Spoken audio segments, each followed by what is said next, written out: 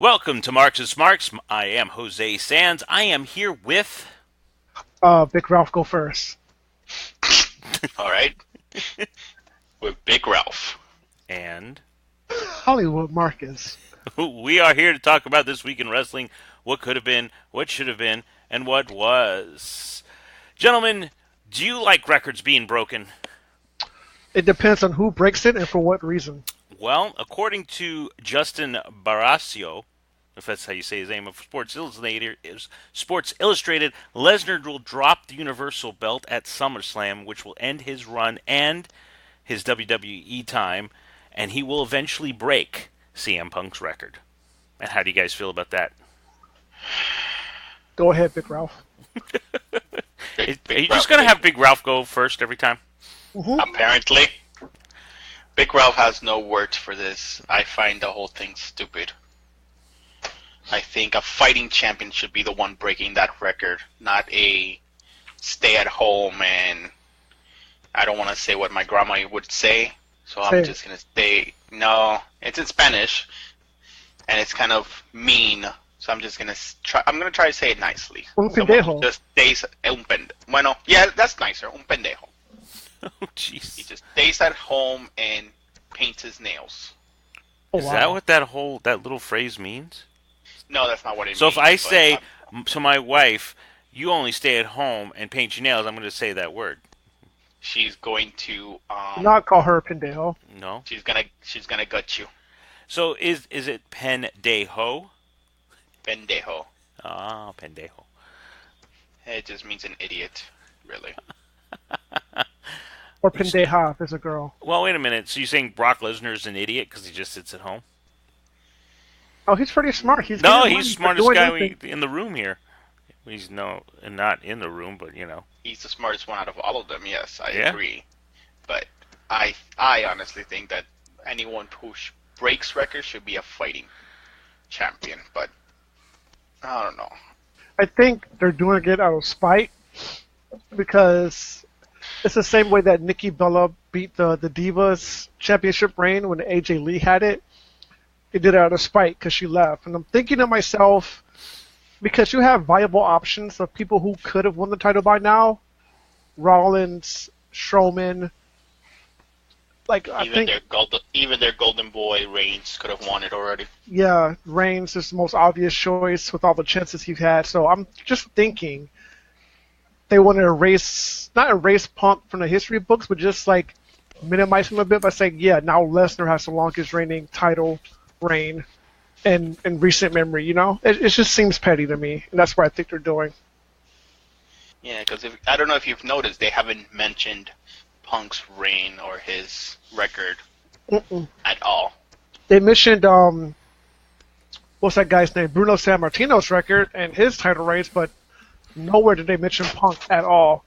Well, I I mean, mean- also San Martino just passed, so you're going to be mentioning that a lot.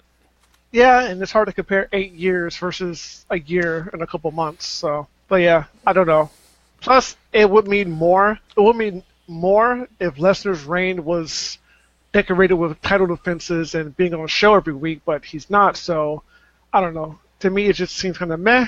Okay, well, I mean that's what was reported by this person from Sports Illustrated. This could or could not happen. You know, WWE has a way of swerving us all by leaking out information from different outlets and then kind of totally doing something else. So we'll see if he actually drops the title in SummerSlam, and guess we'll see who he drops it to. I mean, right now there's no viable option except maybe the person who wins the Money in the Bank, whoever that could be. On Chris Jericho news, because I don't know, do you know this guy, Chris Jericho? He's going to be fighting this weekend, right? Is it this weekend?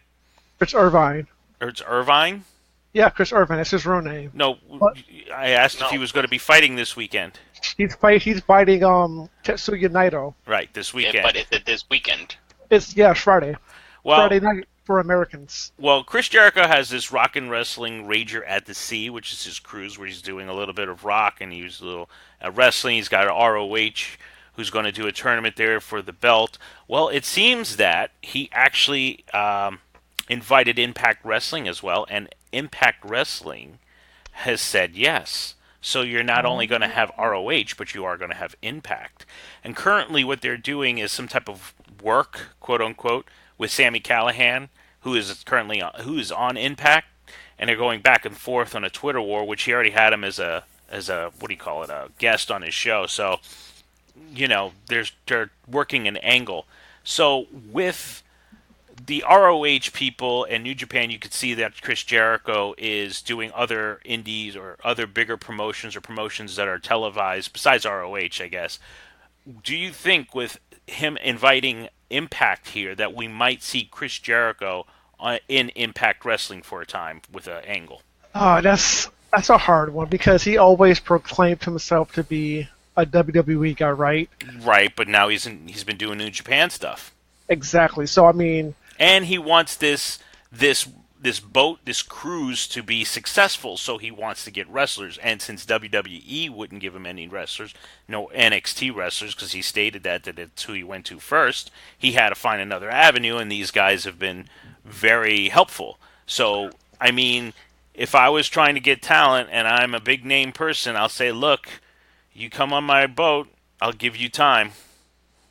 I mean, it helps out TNA because they're not doing as good as Ring of Honor or New Japan right now. So that boosts their popularity, that boosts more eyes on their product. I'm not sure if Jericho will get blackballed from WWE because, I mean, he's Jericho. So I don't know if they'll hold a grudge if he brings in TNA people.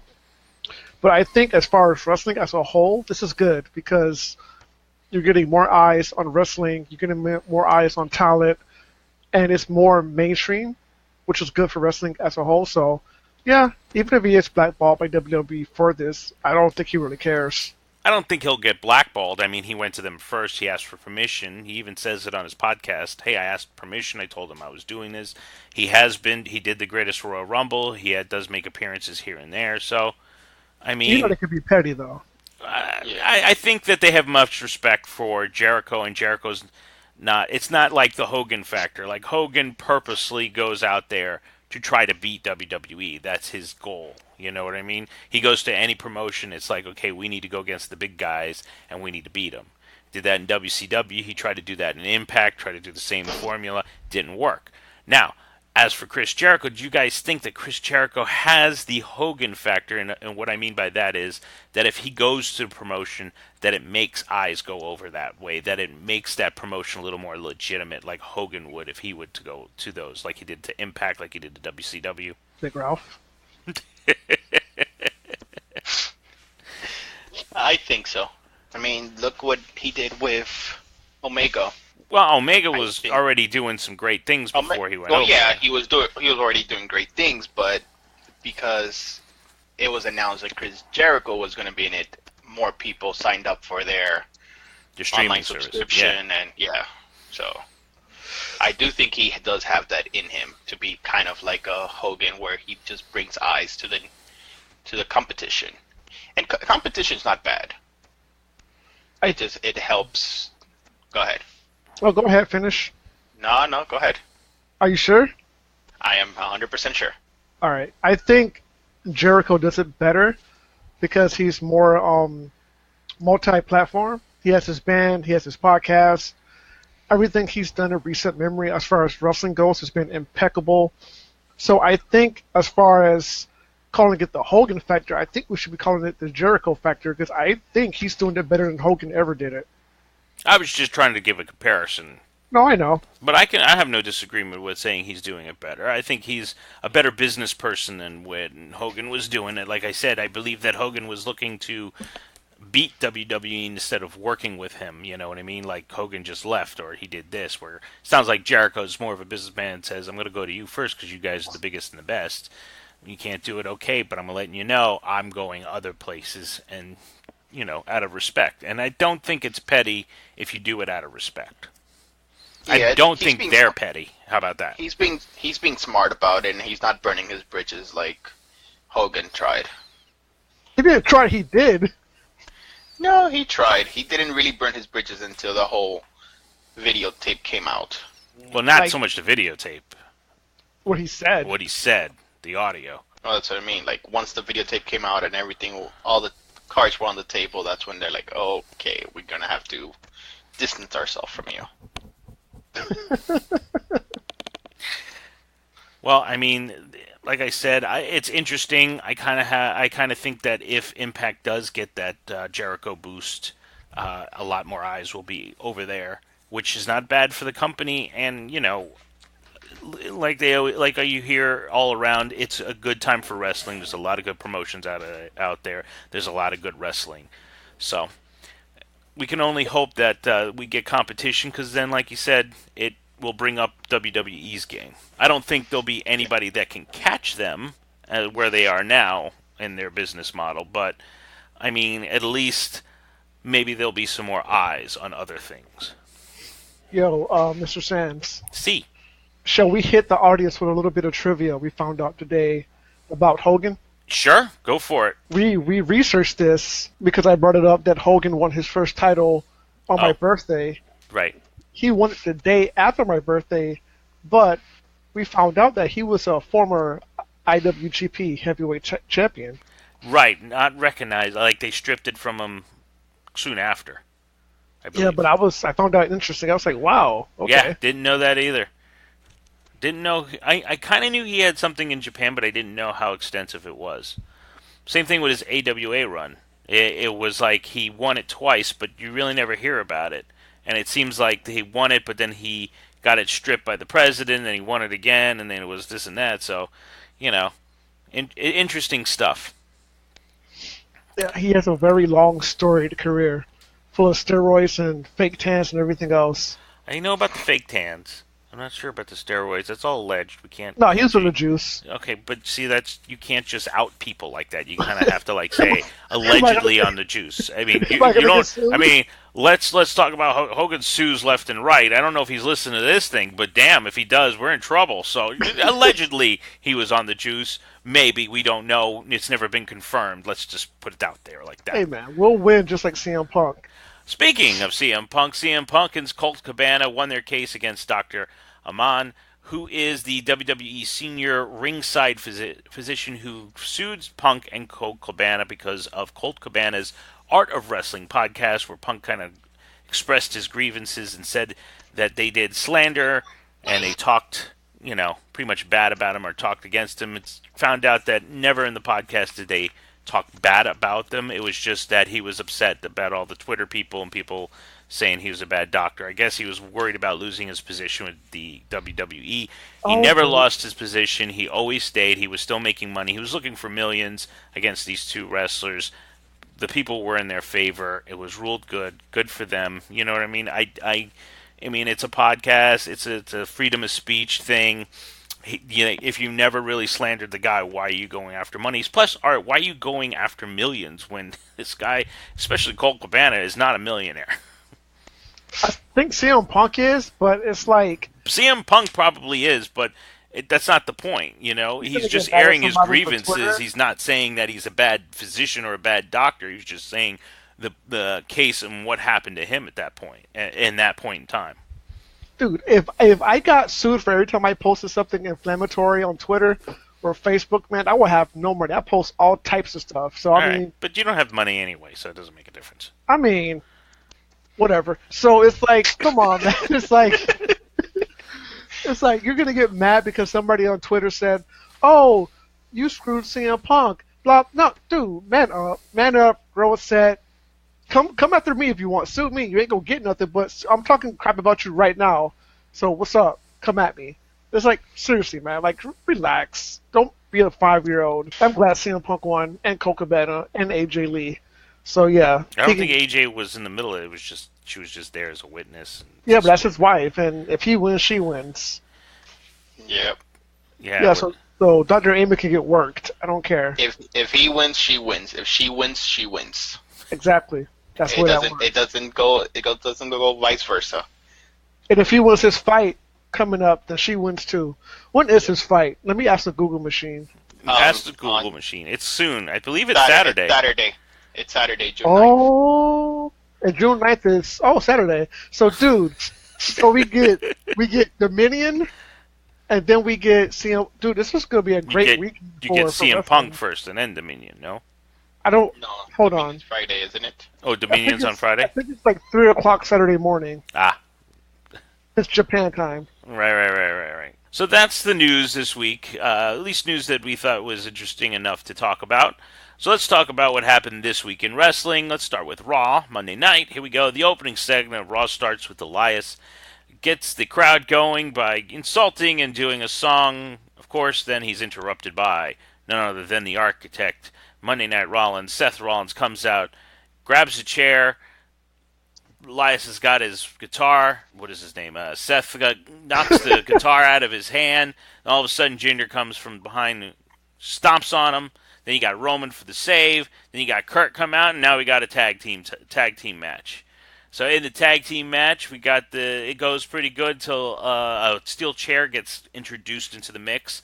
Elias DDTs Rollins onto the chair, does his finisher drift away, and Mahal and Elias defeat Rollins and Reigns. Guys, what did you think about this segment? I mean, we talked about we talked about this separately, but we're thinking that Reigns is being put with Rollins just to get some of the heat off of him where they're not booing him, and I think it worked. They were cheering him at one point, but then again, when they did the segment in the backstage segment where they had Reigns and Jinder go at it, people were still cheering him. So, is it good that they're trying to put him with somebody that everybody hates like Jinder, and with Rollins to boost up his stock? Explain something to me. I will try my best. How the hell do you DDT somebody on the chair? That's not a disqualification. Well, the ref didn't see it. Anyways, The if the referee- chair, okay, He but didn't- it, Oh. no, the ref saw it, but He was looking right at him. Technically, I didn't use the chair. The chair was there in place. Right, don't I know who put it DDT'd him there. by I accident. didn't put it there. right, I wasn't put the chair there. He didn't grab the chair. The chair was placed there, and all of a sudden he did a DDT. Did he mean to put the DDT him on the chair? We'll never Yeah. know. Nah, he didn't set himself up and said, "Oh, let me just pull you this way." No, he did a DDT. It happened to be that the chair was there. I don't know. The rules seem to apply to certain people and not to others. I don't know. In if this was '89, that would be a straight up disqualification. It's WWE logic. What? Wait, Let's now, leave it wait, at no. The logic would be if he used the chair and he swung at it and hit him. He didn't swing at it and hit him. The chair was placed there. Referee didn't get a chance to get it out. The DDT happened and he got knocked out. I mean, what more do you want? Okay, I mean, look. So you're saying that because Elias didn't introduce the chair, all of a sudden, that if Elias introduced the chair and actually hit him with it, then that's one thing. But he didn't introduce the chair. The chair is just sitting there because of the outside interference. He goes up, gets Rollins, gets the DDT. He didn't purposely put the chair there. He didn't mean to put the chair there. The chair was just there. Check this out though. When Undertaker won his first WWE title, he tombstoned Hogan on a steel chair. Ric Flair took it out of the ring so the referee wouldn't see it. That's like case law right there. Like that's something where you say, "Oh, so that Case was law? What the hell is Exactly. that? That would have been like, dude, that's like a disqualification right there. That's why Ric Flair. Are took you the shit saying out that of the ring. because because it happened in '89 that it couldn't happen? Like it should be like the same way now? Is that what you're saying? It's the same rules. Rules haven't changed. But it can't be the same rules because obviously, if he took the chair out before the ref saw it, the ref never saw him hit the chair. So Because- it can't be the same scenario if the ref didn't see it. Be consistent. There's no consistency. But the ref didn't see it, so he pulled it out. You said the ref blatantly saw it. He did. He didn't say anything about it. Right. That's So the it's two same. different scenarios. It's If the the same ref's thing later. head was turned and he tombstones him on the chair, and then he take it out, that's one thing. But the chair's sitting in there, the ref already saw the chair, and he DDTs him on it. It's a totally different scenario. No, this is chicanery because later in the night, Bailey comes out, interjects herself in the match, wins it, and I'm like, what the hell? You're not even a part of the match, and you won it. Of course, it got reversed because Baron Corbin, but I'm like, dude, you need to get your rule book straight, WWE, and stick to it and be consistent. But I digress. I think they're putting Roman with Seth because they want Roman to get the rub because Seth is super hot right now. But I mean, it's not going to work. They did it before when Roman was with the Shield. Roman got cheered when he was with the Shield. When he came solo, he got booed. Like they should know by now. It's not going to work. Just stop. Done. I'm just waiting to see if Ralph wants to say. No, Ralph agrees. Really interject. Well, Alexa Bliss decided that she had an injury. Well, not that she decided. She just claims that she had an injury. I actually did not see that match. Well, For some reason, You Hulu missed the did not goddess. have it. yeah, Hulu didn't have it. her leg, she hurt her leg, and it made it a handicap. Then, the heels were beating everybody up to knock Ember off the apron. Out for the save comes Bailey. Hot tag, wins, pins Sarah Logan. Now, as Hollywood pointed out, she It wasn't was an officially in the illegal match. tag. Should she have got it?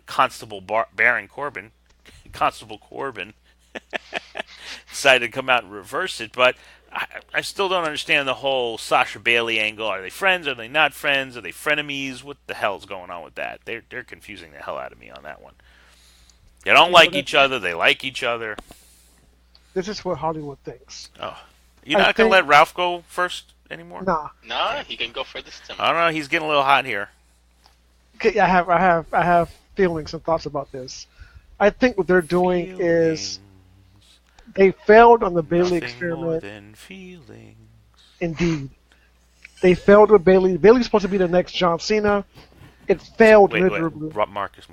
Bailey's a girl though. She can't be John Cena. The next John Cena type character. Oh, So that didn't work. So I think what they're doing now is they're trying to make Dakota Kai and the next Bailey. what the hell does that have to do with the main roster? You just totally did a 180 on something. That's what I do. Because they failed in that, they put Dakota Kai and make the next Bailey in NXT. What does that have to do with the Bailey character? I don't know. I think Yeah, you don't know because you just came out of nowhere. that's what I do. I'm Hollywood. Hollywood rules. But it's the right thing. I think they failed with Bailey. I think they failed with Sasha. They're both super cold right now.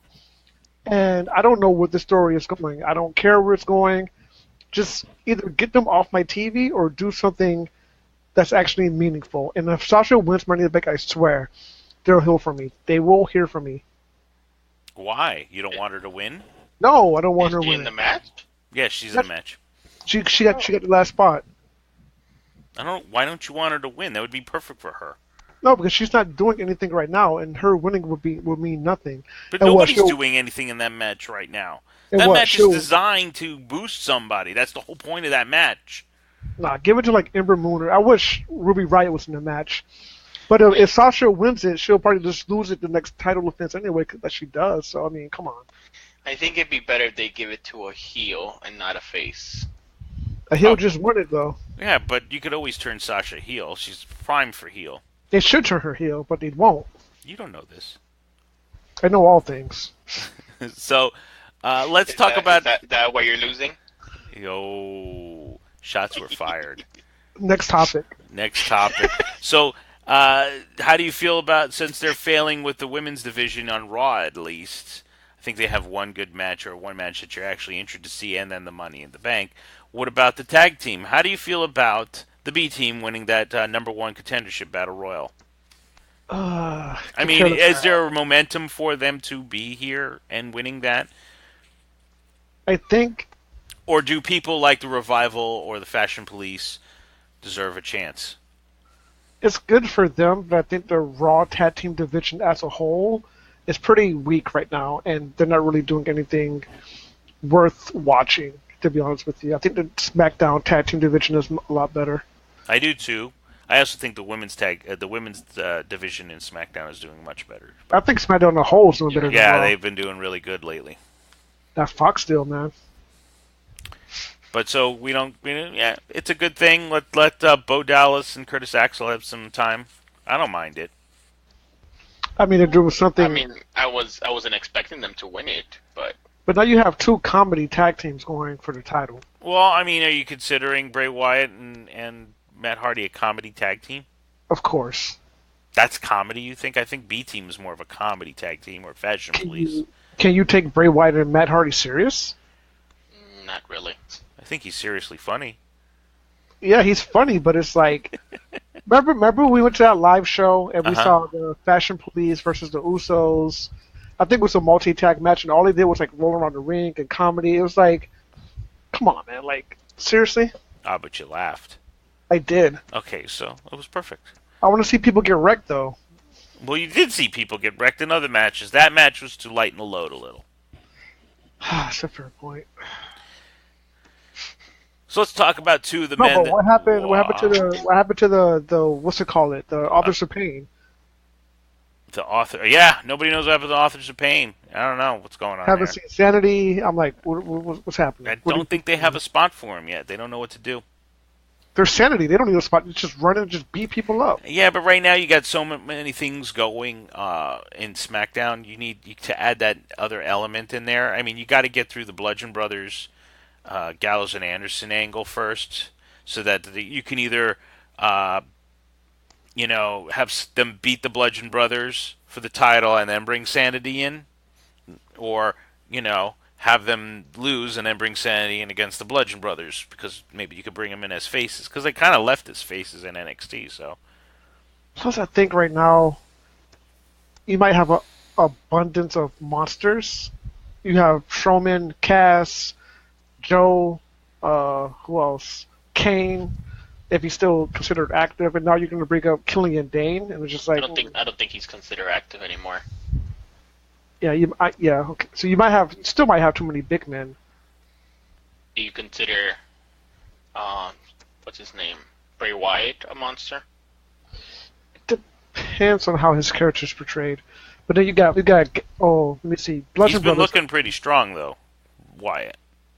Yeah, he has. So you have Wyatt, Bludgeon Brothers, Big Cass, Samoa Joe, Braun Strowman, and Gallows. And then you bring up Killian Dane. It's like, dude, like you don't know Drew McIntyre. You don't know what to do with all these big people, man. Well, I gotta say, I'm ready for Drew McIntyre and Dolph Ziggler to make an impact on that tag team division in Raw. I was Because those surprised two that they look lost. amazing. That they were the first ones to lose. I think they just wanted a ride. They wanted a good title defense with the Eater of Worlds and the Leader of Worlds. I think they need a good team, a team to just show dominance first before you feel like they go against McIntyre and Ziggler. I really wish McIntyre was single though.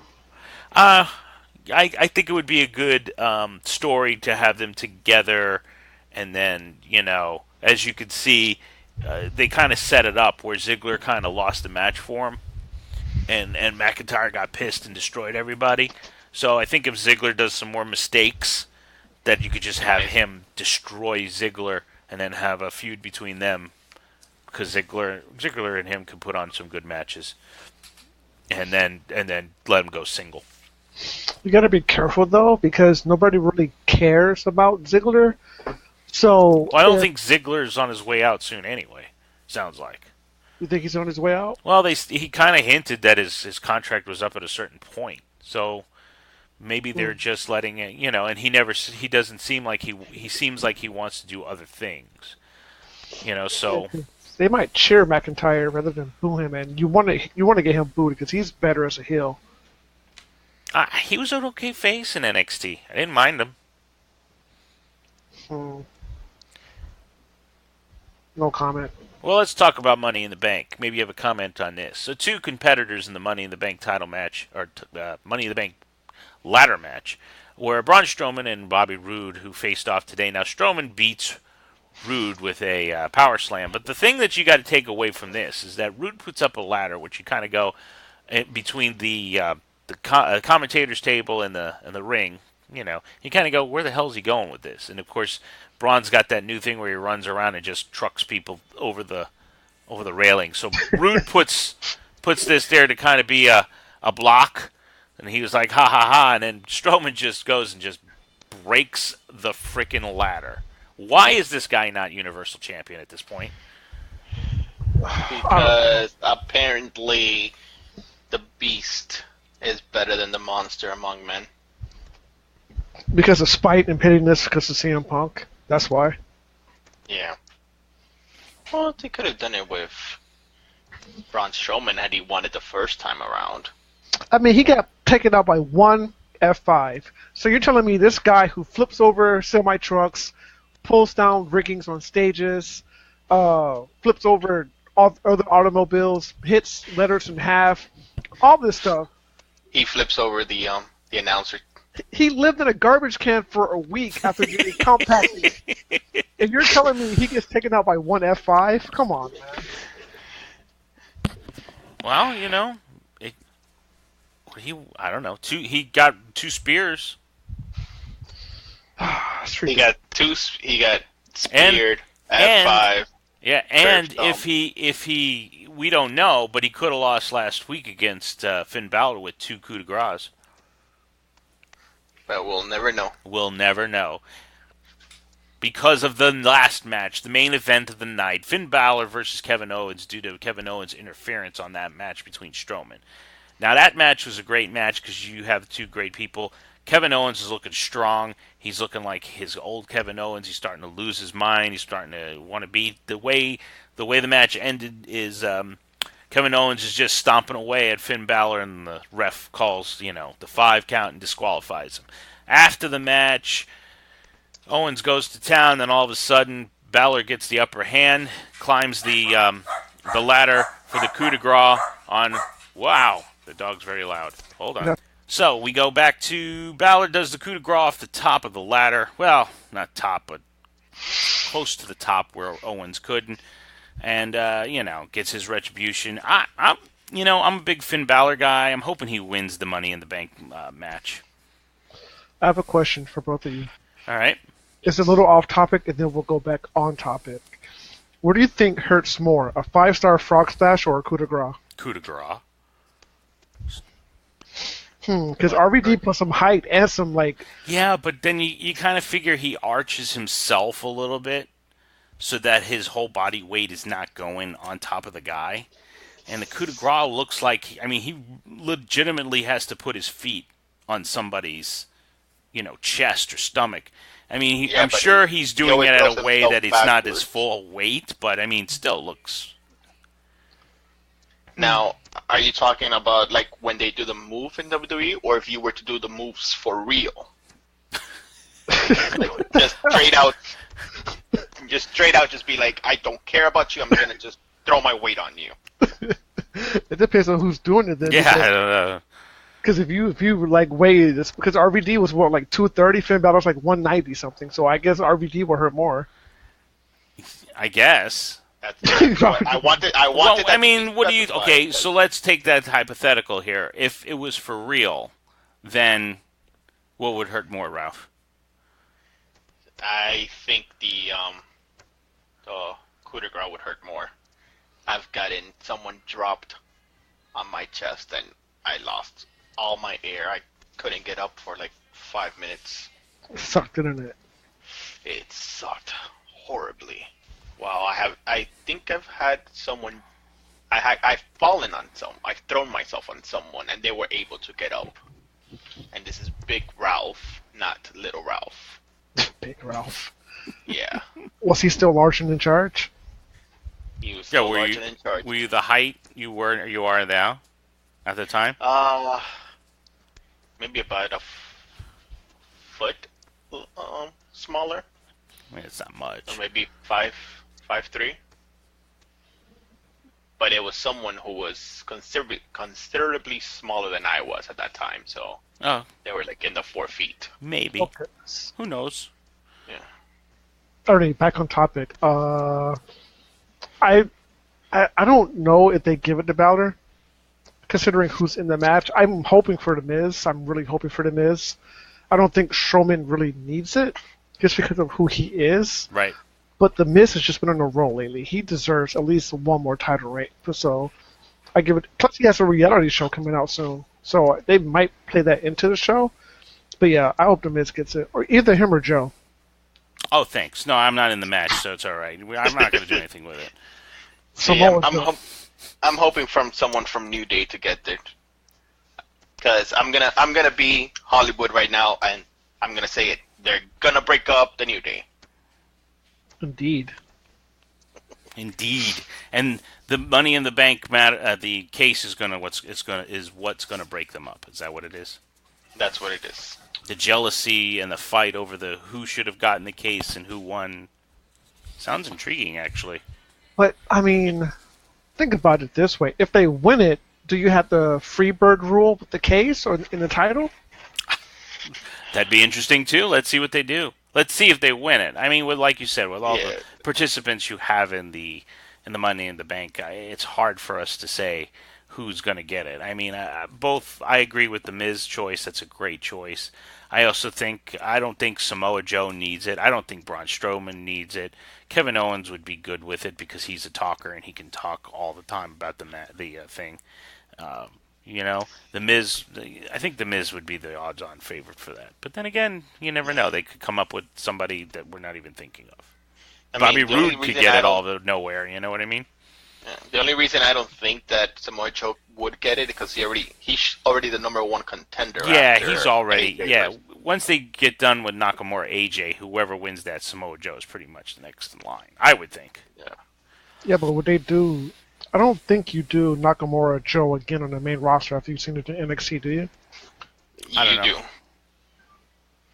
I don't know. I mean, would if you we like go, to? if we go by Mick Mahan logic, anything that happens in NXT does not matter once you come over to the main roster. So That's Right, true. but you also have to think you didn't have this Nakamura. This Nakamura is interesting. This Nakamura against Joe. Who knows? I mean, it's two heels, so it might not be, and their personality types are different. So, But is Joe really a heel? Well, I guess he is, but I mean, he people says he. I guess he's in a Roman type way where he says he's going to beat you up, but everybody's supposed to like him. I guess I don't know. very interesting So, indeed. since we're moving on to SmackDown, let's talk about the opening segment about Carmella letting everybody know that she's ready for Asuka because she beat Charlotte Flair Twice. two times. Of course, she does this nice video package saying that she's not the unbeatable but the beatable. Asuka comes out to confront Carmella, but who should stop her but Mandy Rose and Sonya Deville, saying they know that she's not the same woman that she was and that one of them wants to take her on. She says, which one? And then there's instigation, and comes out Paige, and Paige says, which one do you want to take? And Asuka says, I want to take them both on. So we have a match between Asuka and Sonya Deville and Mandy Rose in a tag team type thing, not 2-on-1, the old school handicap match. That was two people in the ring at the same time against the one person, which they used to do. But instead, a tag going back and forth, which Asuka wins. Then we see Carmella come behind her, hits her with the belt. Or I think she kicks her too. I don't remember. Yeah, she super kicks her. Yeah, Oh, she hits her in the head with the belt and then super kicks her while she's on the ground. Stands over, showing it. I mean, they're doing everything right. They're making Carmella look almost like a threat. I mean, I know there's always shenanigans in it, but she's confident. She sees that she's doing it. They've already had her beat Flair twice. And, pretty legitimate too. So, do you think they pull the trigger? I mean, is this Asuka's time to take the bout? I think, Marcus, you were the one that said that you believe that Carmella's a transition champion, but I mean, the way they're booking her, she's looking pretty legit. She's looking strong. I'm surprised that she beat Charlotte the way she did, and she beat her decisively. It wasn't shenanigans. It wasn't any type of chicanery. Like she beat her, and I was like, wow, okay, so they're going all in with Carmella. But I mean, Asuka's a different type of beast, man. Like, how do you beat Asuka if you're Carmella? Like, what do you do against her? She's not Charlotte Flair. She's not that capable of an athlete. But if you're Carmella, how do you formulate a plan to beat Asuka? I don't see it. I'm guessing there's going to be some shenanigans with Sonya Deville and Mandy Rose in the mix, since they're already in the storyline. Also, I have to say that they're getting better. Have you noticed that, this last match against Asuka, Sonya Deville actually looked pretty credible? Well, they're both athletes, but that's Sonya Deville, man. You can tell there's something there. I know that Mandy's more eye candy. She's a very beautiful woman, but right. I think Sonya has a better upside in this. Yeah, no, I think so too. And I saw her. She did the spear. She did they both kicked each other in the head and knocked down. That was a pretty good spot. I think Sonya's got some better. I think she can be something more. She has a better repertoire than right. Mandy does. I think she could be something more. And if they keep saying she has an MMA background. They keep saying all these things. I think if she polishes herself just a little bit more, she could be a really big contender for the championship. And if she does as good as I think she can be, then I would even say that her and Ronda would be a good main event thing. Two MMA fighters going at it. I mean, they kind of teased it already, but She would be good, but I don't know, man. I'm still really hoping for Ruby Riott to get some type of like match or notoriety because I don't think people realize how good Ruby Riott is. Like she's awesome. well, I mean, at least Ruby Riott right now is on Raw and Sonya's on SmackDown, so you kind of have that. You can kind of switch it back and forth, and who knows where Ronda's gonna end up in a year when the Fox deal goes through and you've got SmackDown over there. So, because I mean, if you have that type of deal, you're going to put some of your best players over in SmackDown, and why not have Ronda Rousey over there, especially on Fox Sports, right? Come You on. know what? We didn't talk about Nia and Ronda. Do you think Ronda wins the title? I didn't talk about Nia Ronda because I didn't like the angle. I It didn't was kinda understand stupid. it. I didn't understand what Nia's doing. I didn't care for it. It didn't further that story anymore. It just made them look like whiny babies.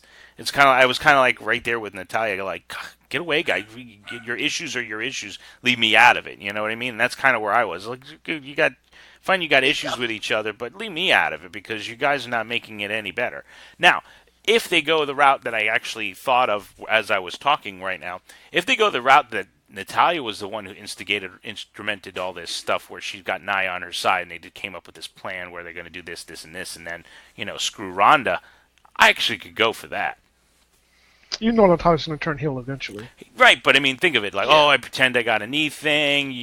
She comes out, you guys have a thing, makes you look like maybe she eases up a little, because she realized that you guys were friends, and then I'm just gonna screw her. You know what I mean? I'm gonna make her lose the match, and then you got a program between Natalia and Ronda. Nia keeps the championship. Plus, you have to figure Money in the Bank. Somebody might cash in the same night. Right, there's that.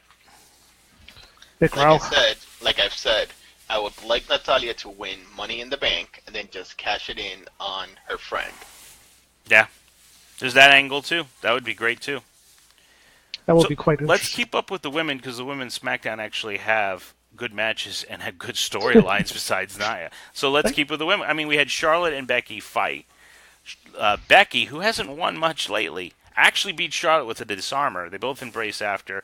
The match looked really good, but I feel like there could be more, and I think maybe they're setting up for more. They might be. It might be that one of them causes the other one to lose the Money in the Bank match, and maybe Right. that's what's gonna set them off as frenemies or enemies, whatever you want to call it. Right. Okay. What? Okay. Yeah, I just heard like Oh, like a I crash. don't know what that was. So Cheese fries. I Since when really, is it- I mean, the match was good, so I feel like they could do more. I think there's more there, and I think we can, if they explore that, it'll be interesting. I would even Now- not mind Becky going heel. I think Now, Charlotte are you thinking they might do a like NXT version of Bailey and Sasha? Maybe. pretty sure Charlotte is going to go heel because she's been losing a lot lately. And usually, when somebody loses, like she's been losing, they end up getting frustrated and going heel. Yeah, but it doesn't make sense to hug at the end of the match. It's a ploy. I don't know. Like, yeah, you thought I was your friend, and I'm going to beat you up. See, I would like to see Becky heel this time around because I've already seen Charlotte heel. I've seen Becky heel in NXT. Yeah, but not main Well, I mean, roster. yeah. She's a much better babyface, though. I think. You know what she is? She's a born babyface. Like she knows how to work it. Like Bailey. Bailey's just a born babyface. They're just that type of personality. So the main event on SmackDown. Joe. Joe's a natural babyface. Who? Joe, Mr. Sands. He's a Oh, natural. I thought it was Samoa Joe. You got to get this. You're confusing me. You're putting me in the Money in Bank. Now you're saying that Samoa Joe's a babyface. You're just confusing everybody. Sorry. Nah, Mr. Sant is more like Braun Strowman. He's a monster among middle-aged men. Middle-aged men. Jeez. Wow. Wow. You know what? I think we should record later when he's a little more tired. I meant that he's a baby face that does Oh. heel stuff. Not that he's, the monster among middle-aged men. Damn. Well, let's talk about the main event. Somebody's going to get a boot camp match in a minute. So let's Oh, talk the main event. The New Day versus The Miz, Rusev, and Samoa Joe, not me. Match pace was very good. You got a couple of spots there that were really interesting. Of course, the New Day, when they're against anybody in a triple, a three-man tag, they seem to be able to pretty much work with anybody. The Miz at one point accidentally throws pancakes at or on Rusev and Samoa Joe, which then they get mad and leave Miz to be on a 3-on-1 handicap match, which of course the New Day exploits, hits the midnight hour, and they win the match. It was a good ending. Kind of story didn't go anywhere. I guess they're just showing the people that could be in the Money in the Bank ladder, and since we don't know which part of the New Day or which member of the New Day is in it, then that's why they can keep all three kind of in the main event. Miz. I think Miz is Miz, and But Miz no is matter getting a what. little more comedy in there too. I mean, He's Hulk Hogan, Miz, so. he pretty much was pretending he was doing like martial arts moves, karate moves, whatnot. Right? He was hitting pancakes last week. He put his hand in pancake batter this week. I mean, is he losing? Is he losing some of his intensity that brought him to the dance? They might be doing it on purpose to cool him off a little bit because everybody's been saying Miz deserves something. So maybe. But you know how Vince is. He'll play somebody down so that when they win something big, it means a little bit more or it makes them look a little bit better. So there's that as well. I have a question, just out of curiosity. I don't know how Vince is. I've never met the man, but yet you keep saying I know how Vince is. I don't know the man. How would I know this is what he does? Do you know the man? How do you know what he does? Big Ralph has his inside sources, and so do I. I think You have to get your own inside sources. Fine, I'll get my inside sources. So after SmackDown, we have our good old 205 Live, who puts on, I'm going to say, the best match of the week again. But first, we saw the Brian Kendrick with Drew Gulak against the Lince Dorado in the Lucha House Party. Gulak accompanied Kendrick to the ring, did commentary, which if you never heard Gulak on commentary, you're missing something. He's something a little special this week. Actually, Carmella on commentary was pretty funny, too. Melo's money. Yeah, Melo's money. Gentleman Poor Jack. Brian Saxton. Yeah, they totally ignored him. Gentleman Jack Gallagher, for some reason, was not there. Gulak actually has pamphlets, and he hands them out on why he does not like lucha wrestling. You gotta love Gulak, man. Dorado wins with the golden rewind for the win. Gulak comes out after the thing, takes out all the Lucha House Party after the match, just show the dominance. Now we got this Lucha House Party versus, I don't know what they're calling themselves, but it's going to be Gallagher, Kendrick, and Gulak. I like Gulak. He's going to be in the UK tournament, so that'll be interesting. He's not even British. I know. Interesting, huh? But he's in the UK tournament. Why not? Why can't he be? Is there a problem with Because it? he's not British. It doesn't matter. It's You for a time. have to be You British. had Roderick Strong fight Pete Dunne in NXT for the UK tournament, and he's You not know what? British, so. I don't know. Whatever. I mean- It is. Carrie Sane is not Mae Young, and she's in the Mae Young tournament. That's makes no sense. None of the women are- What the hell? Boom! Come back to that one, sir. Whatever. Good day, sir. I get nothing. Do I lose? You lose. Good day. Damn. That's rough, man. That's an extra point for Ralph for that comment. Wow. So again, I'm going to say the match of the week is again on 205 Live. We saw Buddy Murphy versus Mustafa Ali. I'm sure you guys watched it, right? No. They put on another classic. I'm telling you, I don't know if Buddy Murphy is like calling his spots or putting together these matches, but he does something different every time. And I'm telling you, I don't know. I know they call him the best kept secret, but where was this Buddy Murphy in NXT, and why didn't they use him? Because this guy is putting on some amazing matches. Mustafa Ali always brings. Ali hits like an X factor from an apron. Ali is ready to finish off Murphy with the 054. Then all of a sudden, Hideo Itami comes out and causes the DQ finish, thinking that Hideo Itami is being, not just going over baby faces and hitting them. and after he's done with Ali, he turns and then starts beating up Buddy Murphy, showing that he is like the ultimate heel, the ultimate bad guy.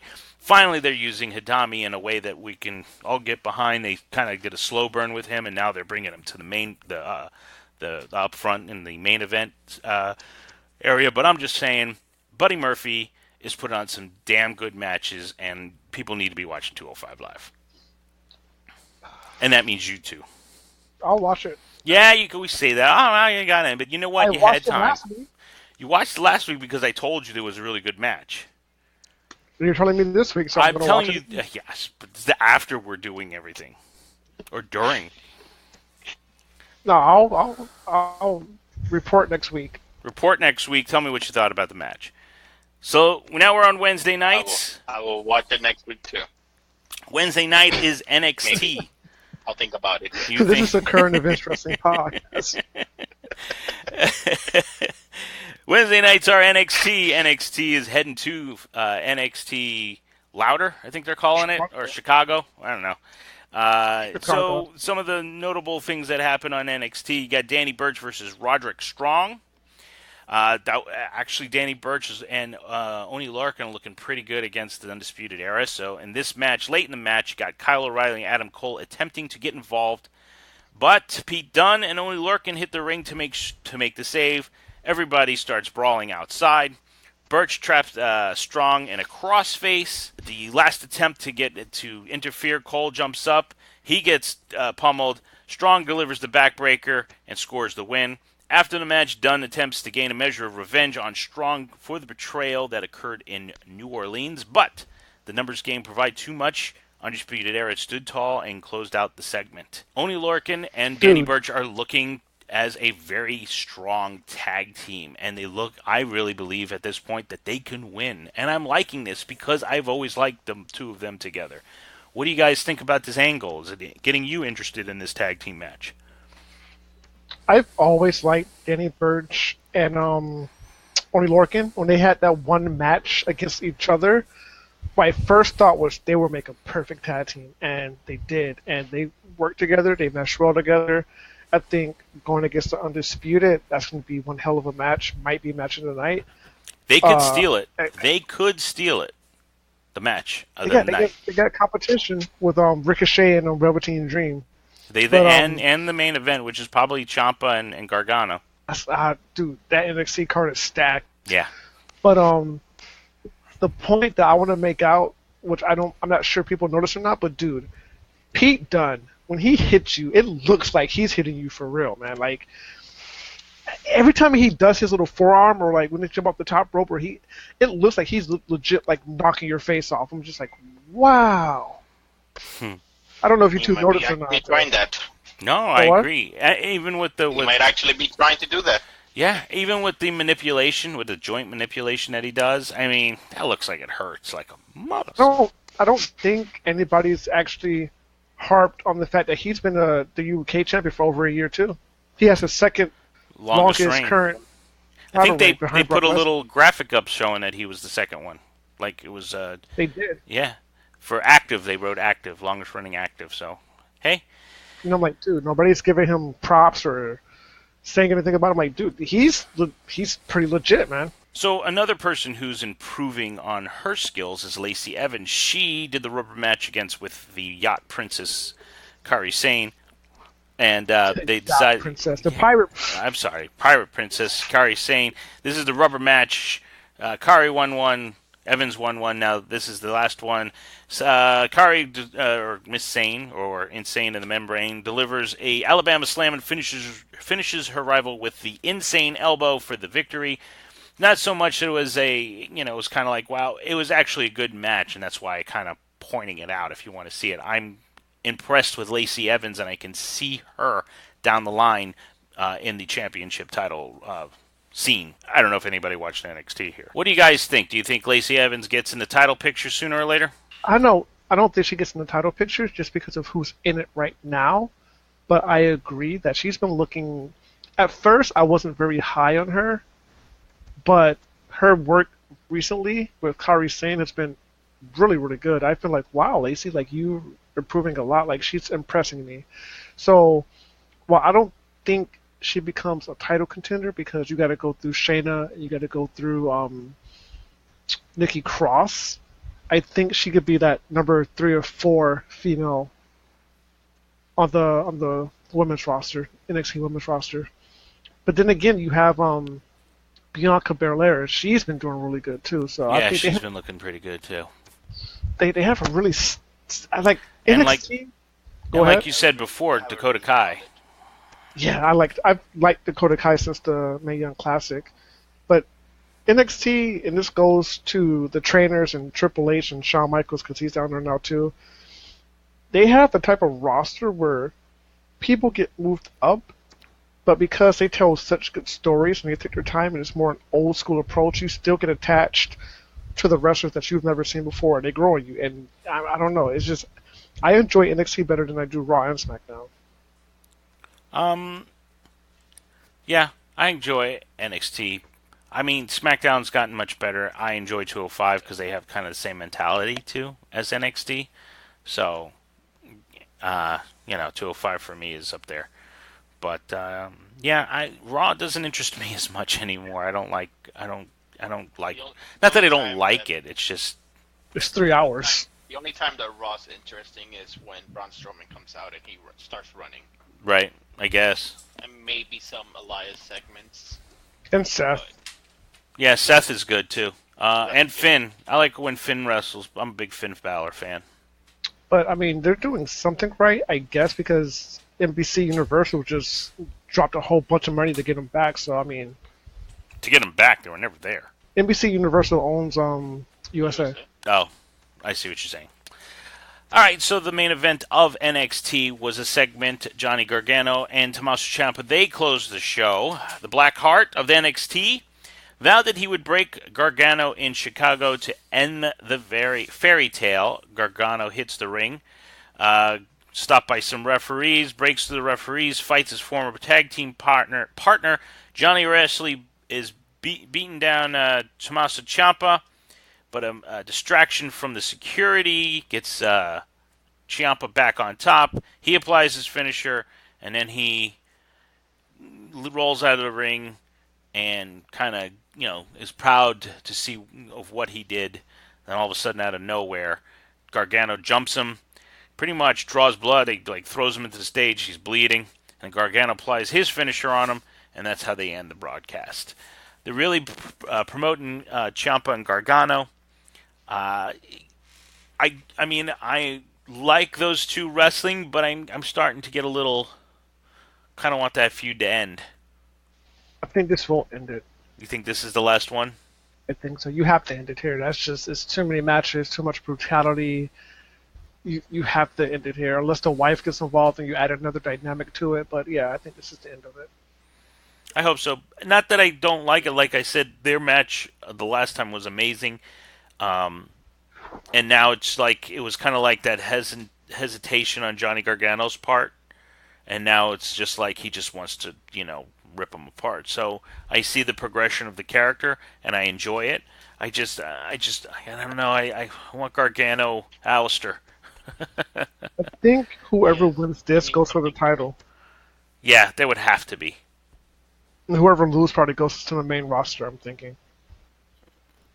Well, I don't know. We'll see. Yeah, I mean, if we go by that logic, then I want Gargano to lose. Oh, damn. Well, I mean, they just put on 205 Live Lilo Rush. If you say that the loser goes to the main roster, then I want Gargano to lose, so he goes to the main roster. Yeah, but I really want a Gargano Alistair Black match. I feel like that match will be really good. But didn't they already have one? They didn't. Remember, they were gonna have one, and then Tommaso jumped them. Yeah, I remember now. I want Gargano versus AJ. That would be great. That would be good. Or Gargano versus Bryan. There's so many good matches that he can have.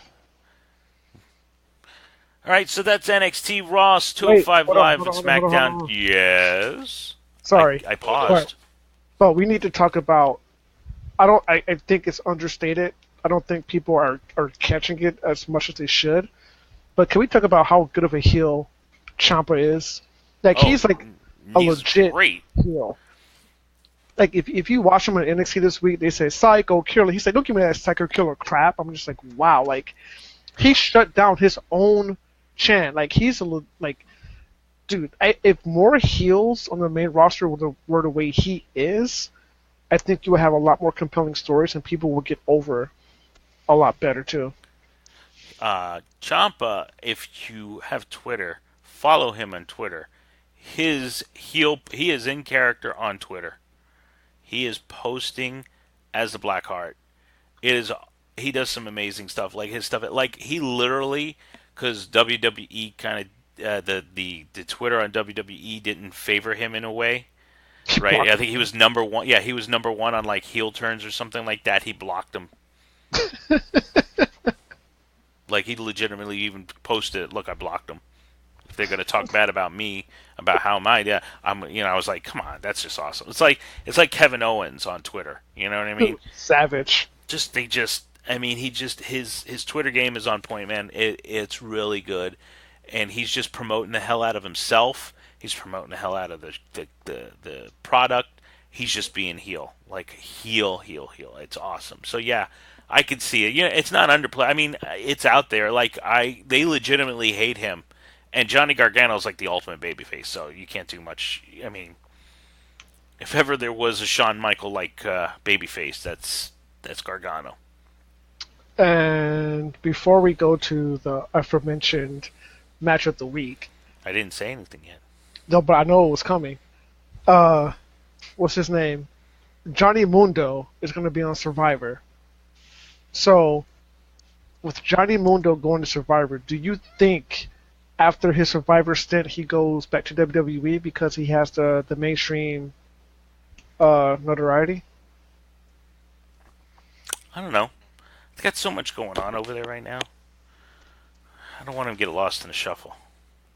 He's having a lot better though. I mean, if it's true what the reports say that Jeff Hardy is injured again, then I don't see why they wouldn't bring Johnny Mundo over. I don't know. It's something that I thought of. No, I mean, I wouldn't mind him back, and I'm sure he would do better this time around. It's like the Drew McIntyre thing. He's doing much better this time around, and I'm sure he would be. But I don't know. I just feel like they got so much going on. They got so many people that maybe they need to like take a minute and work with the people they have. I mean, this past week on Twitter, I mean, you had Tyler Breeze and pretty much Scott Dawson yeah, Scott Dawson, I think it was, and they're just kind of complaining that they're not getting any creative stuff on for them to do. So, if you got these people who are there who can't get a minute to get out there or do something, then to bring in him and just kind of put him back to where he was, kind of in the mid card range. Just I don't know. I thought at one point he was going to be a strong contender for the world title, but didn't play out. No, it's like Kofi. You think Kofi could do it too, but then they just don't. Like they don't have the faith in it. Or he'll be that feel good. You give it to him once, and then they take it away from him. Yo, okay. One more point. Did you two see on Hulu? Did they show you the AJ Nakamura contract signing? Yeah. Yeah. What did you guys think about that? Because I thought that was awesome. I thought the way they portrayed it was really cool. Yeah, they did different than they've done it in the past. I don't know. The slap to Nakamura. Yeah, Nakamura's face, which is funny. He pulls out his own pin. He says, "This pin doesn't work." Oh, this pin's broken. And he pulls out his own pin. I'm just like, wow, that's the ultimate troll right there. Man. Yeah. You trolls better than you do. No, you know what? I've always said I love this Nakamura. I can't say anything bad about it. This Nakamura is a great Nakamura. It's just I don't know. I need them to fight. I need them to get it all out now. You've built it up. Let's get it done. Oh, they're gonna fight. They're gonna fight for the title. You think this is gonna be their last match? Next week is prediction show, so. I think Nakamura takes it, but I'll save that for next week. We'll save it for next week. So that's This Week in Wrestling. If you have any comments or questions or any suggestions, please let us know on ugeekly.com, which is our website, UGEEKLY. We also have a Facebook and Twitter account, the same name. So leave us a comment. Let us know what you think. We'll let you know if you're right. No, let us know what you thought was a great match this week. I'm going for the Buddy Murphy Mustafa Ali match, but you could think there was a better one besides that. So, this week and every week, one of us picks a current or old school match for us to review. That match is the main event of the week. This week, it was my pick, and I picked Sergeant Slaughter versus the Iron Sheik in a boot camp match at Madison Square Garden on June 16, 1984. I was looking through different matches to pick, and I saw this match, and I was curious because I've never heard of a boot camp match. So basically, if anybody doesn't know, a boot camp match is a falls count anywhere, no disqualification match, but you have to pin the person. You cannot do it on submission. So that was the only difference between a boot camp match and any other match that you heard. Now, I'm assuming, and I didn't read up on it because I should have done a little bit more, but it looks like that these type of matches weren't very frequent. So, and it has to be to a point where you are in a feud where it's like the steel cage. You got, one guy gets up, the other guy gets up, and then you finish it in the steel cage. Well, I think this is the same thing, but they decided they were going to do a boot camp match. And you have the ultimate babyface at the time, which is Sergeant Slaughter, and you have the ultimate heel at the time, which is the Iron Sheik. This is right after he won the WWE Championship and then lost it to Hulk Hogan. So he is pretty much the ultimate heel, plus all the stuff that he has, the Run to Run, the, America 2, I ran number 1. I mean, he doesn't do that in this, but that's his shtick, and that's what he always does. Match was brutal, just freaking brutal. Not a lot of moves. You're not looking at a technical masterpiece here. You're just looking at the fans who are just so into it that it made it a classic. And they played up, they got color, we got blood in the match, you got the loaded boot. Of course, the Iron Sheik's got that little curl thing on the end of his boot, and he taps it just to load it, which I don't really know if that really loads the boot because it's still curled. It doesn't curl it anymore. But you know what? It's part of the shtick, and I enjoyed it a lot. Plus, you had at the time, that was a true babyface, and you had a true heel. It's never this who knows what. Madison Square Garden, you can't get any bigger than that. Slaughter comes out on the winning end of it by hitting the loaded boot on Sheik and pinning him. Not a long match, but they did a lot for the time that they had. What did you guys think? I think it was 20 minutes, wasn't it? Anyway, 20 minutes if you count entrances and all that stuff. And then Slaughter just came in and started beating him up anyway. That's true. I thought that this was hardcore before it was hardcore. Yeah, absolutely. For 1984, that's even before, even back then, Terry Funk was still considered more of a technical wrestler and not crazy. So to see this match, I was like, wow, this is way ahead of its time. You got blood, you got, weapons, everything. I was like, dude. So it was a great match. Yeah, it was a great match.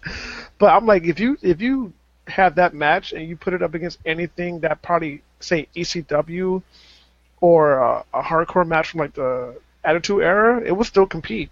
Yeah, I think it would hold up today. Fine. Plus, I think if they had the story behind it between the good guy, the American, and then, of course, the Iranian, in that time, I think it works a little bit more because of the tension that you had. I don't know if it would play that well here now. Maybe that storyline needs to be tweaked a little bit more,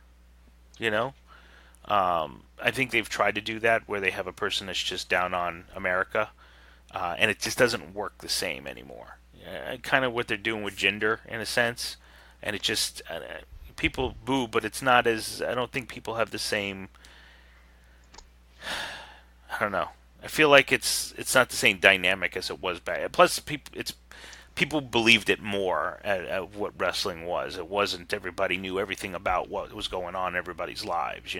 That Ginger's Canadian. You know what I mean? It's not really from India. So you know what I mean. So you kind of go, I know all the backstory of these people, but in this time period, Sergeant Slaughter was a sergeant. Came in from the war. This guy was a terrorist in a sense, and you hated him, and you didn't know if he was a good guy in the back. You just knew what he was on the screen. It was And unfortunately, it was a stereotypical type thing, which is what they played off of, but it played very well. But the match itself, like you said, could be held now on any two wrestlers. They put the same match together, it would still work and work well. What's his name? Iron Sheik said, "I break your back and make you humble." Yeah, How was that? That was funny. I was like, what? Like Iron Sheik is one of those characters that you don't know if this will work or he's really that way in person. But I don't know. there was a an interview I heard. I can't remember who it was, and they were talking about the Iron Sheik. And the Iron Sheik was crazy, right? The Iron Sheik was just nuts. But the Iron Sheik embraced what his character was, right? And the Iron Sheik loved it. The more you booed him, the more he got irate, the more he trolled people, the more heat he got, the better it was. Because in the time where it was more believable, where people really believed that whoever these people were their characters, they used to go out and stab people. That's how bad. I mean, Jerry Lawler has stories of him getting stabbed a couple of times because they hated him so much because of that heel persona that he had. So where people who were heels were kind of scared to be heels because they knew that either their car was going to be towed or the tires were going to be slashed or anything in that time period. Some of the interviews I heard, that the Iron Sheik didn't care. He loved it. The more you booed, the more he loved it. So and it's the same with Slaughter. When Slaughter went heel, back when we had the Iraq War, and became a sympathizer. He was, I think, Marcus, you had that conversation with me recently about the bulletproof vest he had to wear He had to wear it to the ring. just so he didn't get cut. So, in the time period we're talking about, those characters worked well. I don't know how it would play off now, but, I mean, maybe in this political climate it would work. I don't think it would because of Muhammad Hassan, if you remember his storyline. Yeah, no, that didn't work very well either. But I mean, like, I think that if we take that, if it was just two wrestlers that had beef with each other and they had this match, the match would still hold up. Yeah, it would. Yeah. If you take all the political stuff out, yeah. Just put personal issues in, I think it will work. This is the match that Bailey and Sasha should have. Pretty much. And I think the girls should get color. Hell yeah. Hell yeah. So that's the match. Sergeant Slaughter versus the Iron Sheik. Boot camp match at MSG, Madison Square Garden. If you don't know what MSG means, June 16, 1984. I want to thank you for listening. Again, we're part of the Unique Geek Network, so look for us on our website as ugeekly.com. That's UGEEKLY. Follow us on Twitter, Facebook, and Instagram under the same name. We are on Podbean and Apple Podcasts, so please subscribe. Leave a comment and give us a 5-star rating. Let us know what you think. Till next time, I'm Jose Sands. I'm here with Big Ralph. You go first. Big Ralph. And Hollywood Marcus. hey, see you next time. Bye. Laters.